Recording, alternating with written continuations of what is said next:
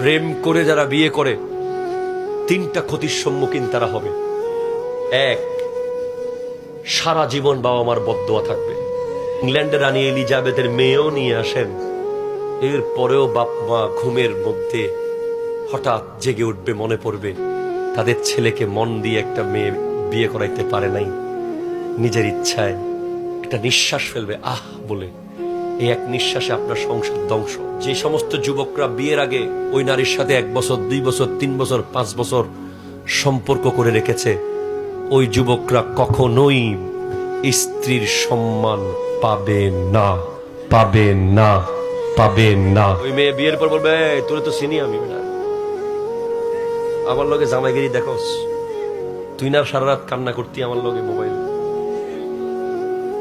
তোরে টাকা নিতে আমার বাপের ফকট থেকে চুরি করে টাকা আনি দিয়েছিলাম তোরে না।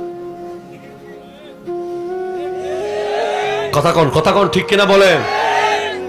বিবির সম্মান পাবেন না। 3, সবচেয়ে মারাত্মক কি জানেন? প্লিজ আপনার পরিবার, ভবিষ্যৎ প্রজন্মকে যে কেউ বলবে, এই তোর বাপ মা তো বেটা নিজের ইচ্ছায় বিয়ে করছে, তোর বাপ মা তো প্রেম করে বিয়ে করছে, পালিয়ে বিয়ে করছে, বাপ মারের সমাজের অবাধ্য করে করছে। এই একটা কথা যদি বলে আপনার ছেলে মেয়েকে, তারা আর কখনোই ওই সিচুয়েশন ফেরত আনতে পারবে, লজ্জা পেয়ে চলে যাবে।